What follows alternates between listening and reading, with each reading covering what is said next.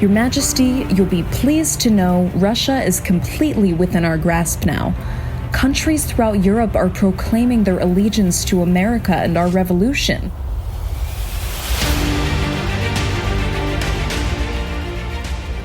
Our plan is working, sir. But how should we deal with the remaining royals? They are not responding to our request to surrender. They won't respond until they think they're safe. Then they'll try to bribe me. Well, they do know all you want to do is execute them. You have no need for their bribes when you can simply take it all once they hang. Of course they know this, but figure I'm too stubborn or vain and want to hear them beg me to spare their lives. But I have no natural need for their laments. I don't feed off of desperation as they do. Their masters have been doing that to humanity for countless centuries. I suppose they know of no other method that could drive a person, such as myself. They simply cannot fathom a greater satisfaction than holding people's lives in their maniacal hands. How is what you do any different, Asilas? What you are describing is yourself. Or are you too blind to see this blaring truth? What? What are you doing here? Be gone, Satan! Excuse me, sir. Are you all right? Tell her the truth, Asilas. Tell her how insane you truly are. Lord Shelley, do you notice anyone else in the room with us? Why, no, sir.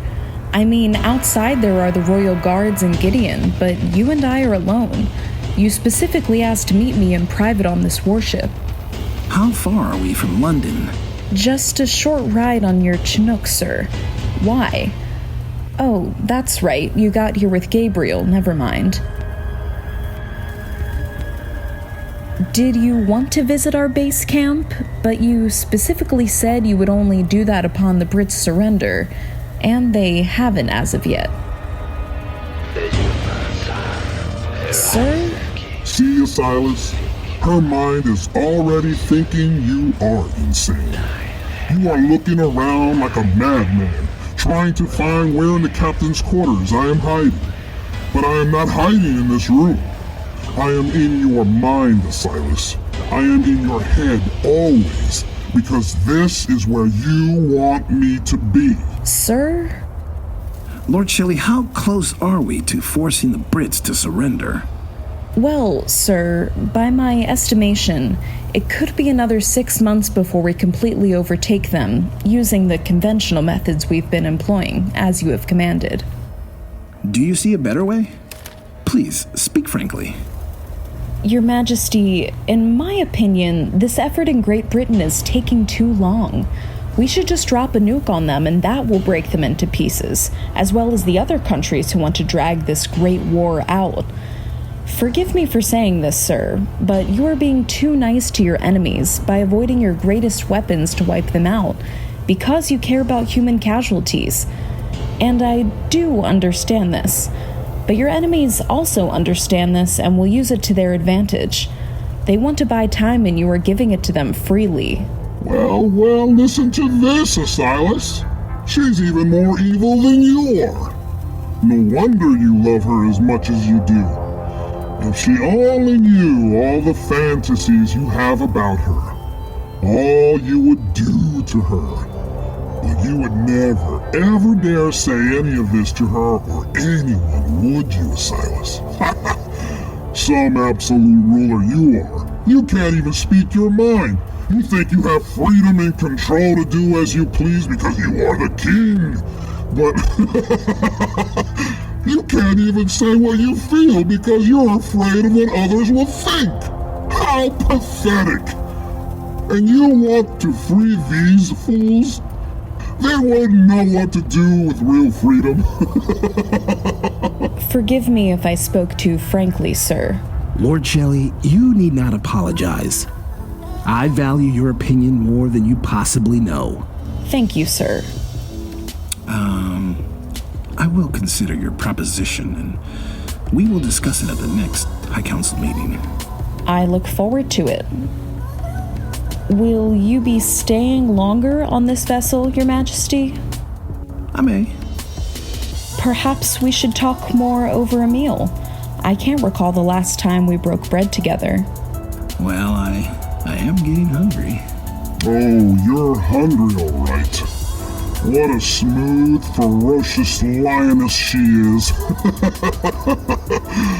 What is really on the menu?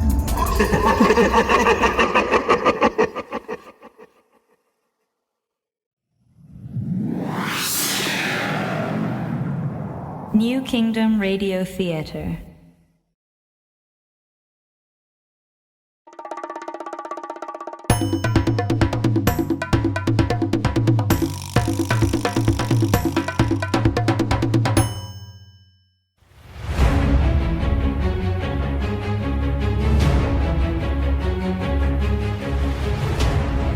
In a remarkable turn of events, Chinese and American forces asserted a complete occupation of Russia and pushed their fronts into Kazakhstan, Belarus, Ukraine, Lithuania, Latvia, Estonia, and Finland.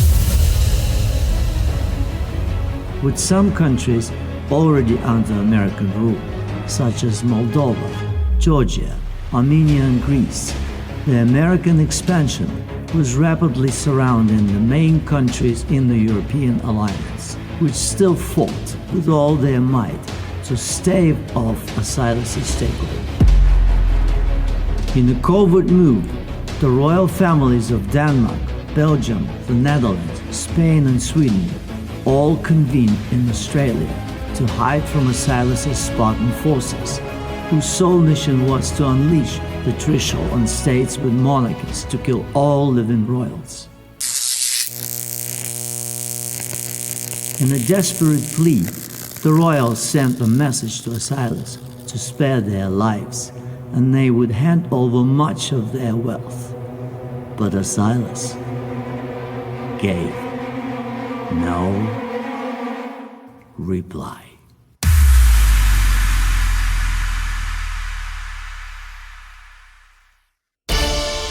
Eyewitness News, where news comes first.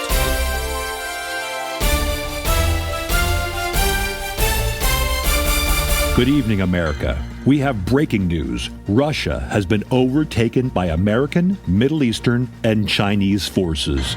In a stunning turning point in the Great War, which King Asilas refers to as the Great Revolution, the fragmented Russian government has surrendered.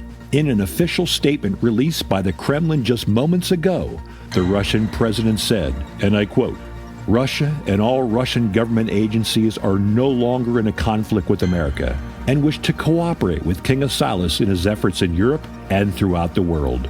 Our interest at this time, as a government, is to avoid further loss of innocent Russian lives. This war has been more costly in terms of lives than arsenal and monetary resources. Our efforts in King Asilas' revolution has reached its end, and we now join the new Kingdom of America and King Asilas in this global effort to save humanity.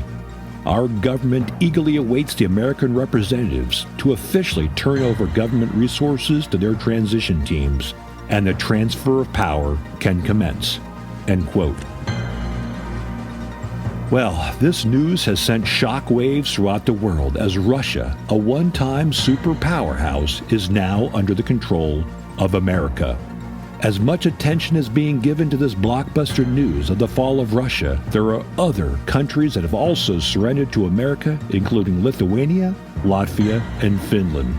In Finland, there are many celebrations in the streets as many citizens have openly expressed their support for King Asilas and have requested an official visit. But King Asilas has not said when he will officially visit any of the countries now in control of the new Kingdom of America. Reaction from the office of King Asilas has been relatively modest, with only a brief written statement being released, which I quote, "The king is very happy about the news coming from Russia, Lithuania, Ukraine, Belarus, Finland, Kazakhstan, Latvia, and Estonia. In spite of these countries joining the cause to save humanity, we are still in the middle of the Great Revolution, and we will reserve celebrations for the day all nations unite in our cause." End quote. As one might imagine, we are being inundated with information in our newsroom and will continue to update the public of new developments in the Russian takeover. We have been informed from the office of Lord Jeremy Orb that Lord Joshua Jackson is on a plane as we speak, heading to Moscow to meet with the Russian transition team, but no further details are being released at this hour. Everyone, stay with us as we break for a commercial, and when we return, we'll get reactions from people across the kingdom about this sensational news coming out of Russia.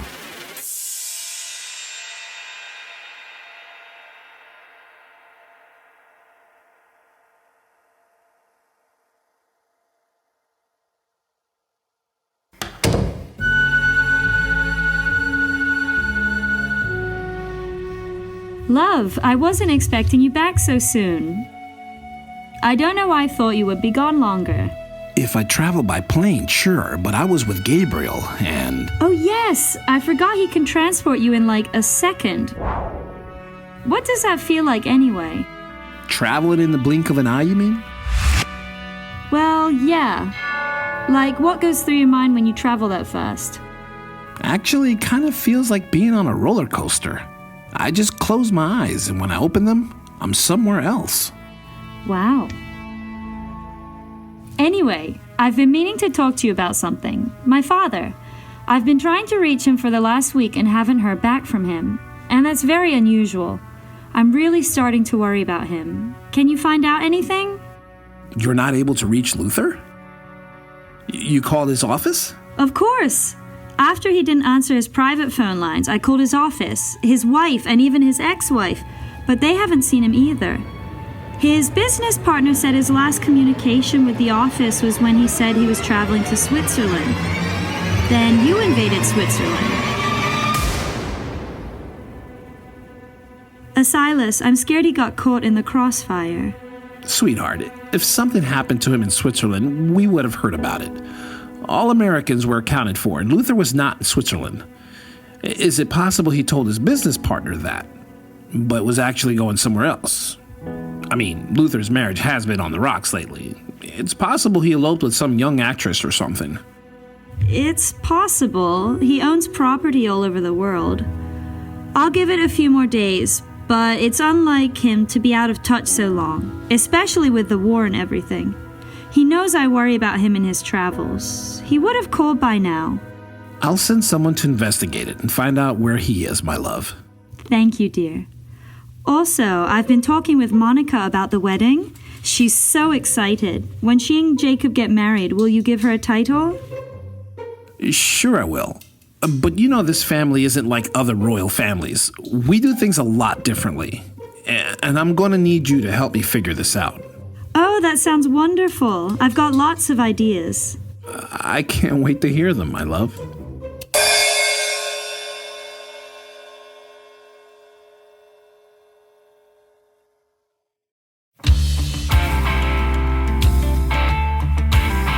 It was a Tuesday when they put the zoo in office. It was a Wednesday when they crowned the Monkey King. It was a Thursday when the jackals chose the schools that they would like to close. And by Friday there were no birds left to sing. The elephants all clambered over peanuts. The asses went and lived up to the name. The snakes slithered across the mall and up into the stately hall. But compared to the king, the snakes were tame. We are the children of disaster, and we're only sinking faster. When will we all remember that we never needed masters? And somebody has to wander, somebody has to sing. Who makes the Monkey King? Anyway, the king has all the power in his hands.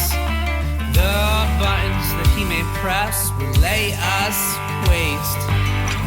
The monkeys are not so well known for sitting still upon a throne. And after all, the king deserves a taste.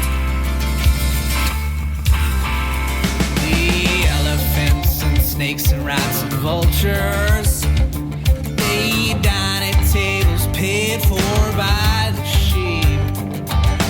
When they've tired of the crust, they'll start to feast on some of us. They hate it when their dinner makes a peep.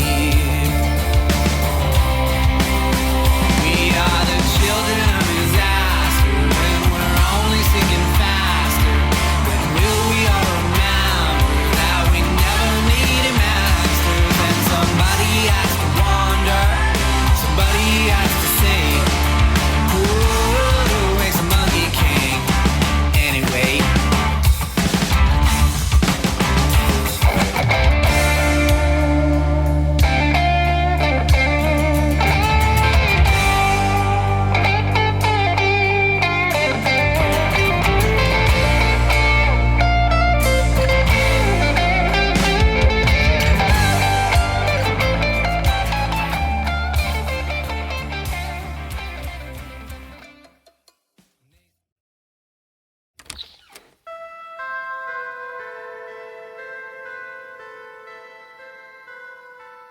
Sir, I get the sense that something is troubling you intensely. Is there something on your mind you wish to discuss? Something I can possibly help you with? Well, I've been struggling with some things, and they're difficult to talk about. But Jeremy, I have zero doubts I can trust you about some of these troubles. You are my king, and if there is anything I can do to improve things for you, just say the word. I am your humble servant, here to assist you in whatever capacity.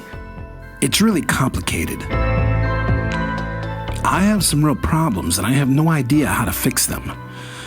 My brother, perhaps you could help me sort some things out. Okay, what is it, sir? Well, first, it won't be long before the Queen figures out something is terribly wrong with her father. She's been trying to get a hold of him every day, and I think she senses something is awry. We figured eventually she would. Have you told her the war is likely making it difficult for him to communicate? Jeremy, she's not stupid. Her father is very resourceful. He would have communicated with her by now, and she knows it. You can't let on you know anything. Of course not. But I also don't want to seem too detached or indifferent. She knows I've been suspicious of him, which means she's probably suspicious of me.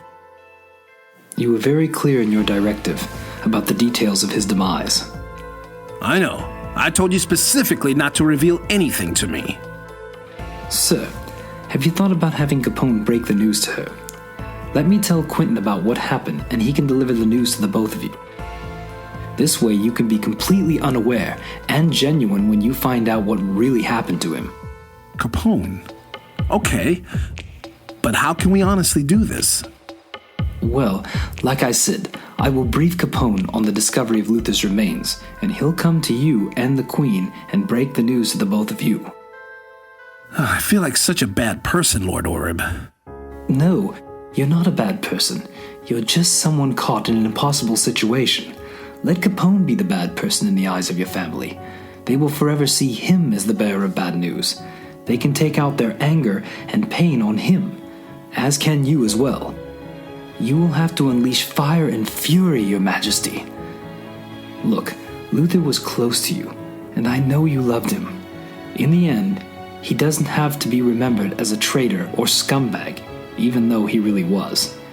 He can be laid to rest with honor and dignity, which is more than he would have afforded you. But that aside, you need not worry anymore about this. Just let me handle it, and prepare yourself and be available for your wife as she grieves. This will probably halt the wedding plans and dampen our victories in Russia and Europe. Rebekah won't want to celebrate anything for a long time. Her father meant the world to her. Damn it, Luther. You egotistical, greedy bastard. I know, sir. I know. But at least he's no longer a threat to our cause.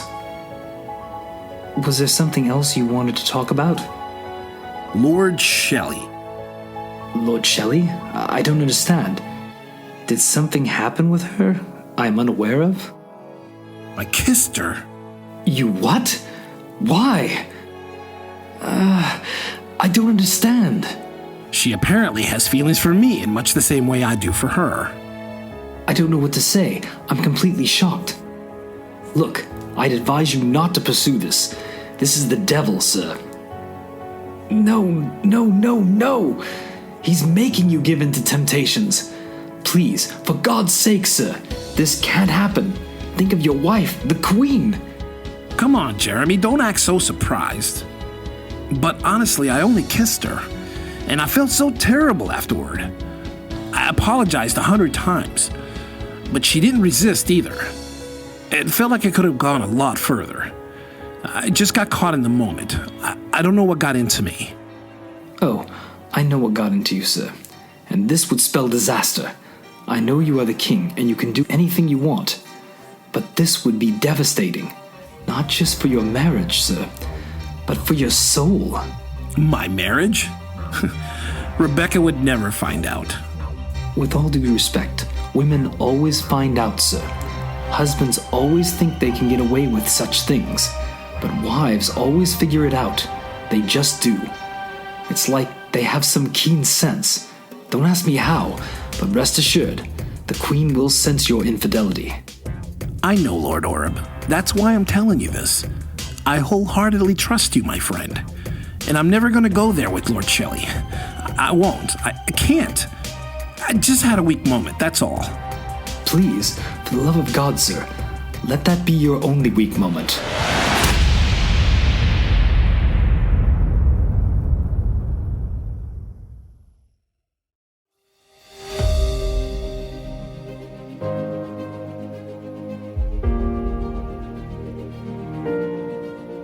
Troubled by his fervent desire for Lord Shelley, King Asilas, against his better judgment, sought counsel from Rabbi Rashi rather than Dr. Ezekiel. Although the rabbi was an honorable man and one of the most respected theologians in the world, his instincts told him speaking about matters of such a personal nature would be a terrible mistake. But he felt his soul was slipping into an abyss and his mind into madness. His faith in Dr. Ezekiel was shaken because he was losing some of his inner control. Asilas weighed his explosive options in his mind, but soon found Beals in the middle of his inner conversations. Rabbi Rashi listened attentively to Asilas' troubles and remained quiet for much of his visit. At some point, Asilas realized he was doing most of the talking and carefully watched the look in the rabbi's eyes to read his reactions. There was a long pause, and then the rabbi spoke. He told Asilas, "By virtue of having a wife, a man may accomplish all of the mitzvot or commandments in this world and in the next. When a man marries, you see, all his sins are forgiven, and he saves himself from all sin, because man lives by virtue of taking a wife, and by design, naturally, procreates and has a family by God's will. A man teaches them about God and service to his fellow man, and this is how he can fulfill all of the commandments. For if he loves his wife as himself, he will fulfill the commandments." Asilas, the commandments are very clear. Should you ever have any doubt about the actions you take or the desires to fathom, revisit the commandments and you will find clarity.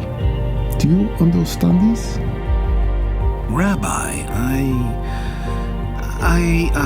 Lay down the sword of your desires, Asilas. Let virtue be your sword.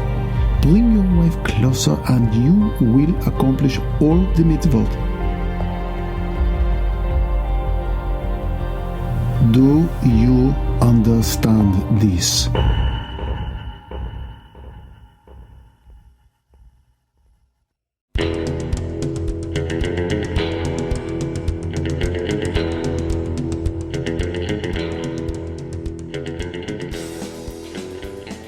been listening to The Rise of King Asilas, Episode 19, Bittersweet Surrender, starring J.V. Torres as King Asilas and Beals, Shane Meister as Lord Anna Patricia Shelley, Stephen Fisher as Lord Jeremy Oren, Meg McDonald as Queen Rebekah, Don Rosinski as Newsreader, Peter Gullub as Rabbi Rashi, and narrated by Sergey Brajnikov. This episode features the song The Monkey King by Tandem Unicycle. Download the music of Tandem Unicycle on Bandcamp and iTunes today. Other music contributions by Kevin MacLeod at Incompetech.com, Sergey Cheremisinov, D. Yankee, Dexter Britton, Wolandroid, freesound.org, and Audio Jungle. For more information about the cast, the music, or this production, please visit us at www.theriseofkingasilas.com. This has been a production of the New Kingdom Radio Theater in Baltimore, Maryland. Copyright 2019. And stay tuned for episode 20.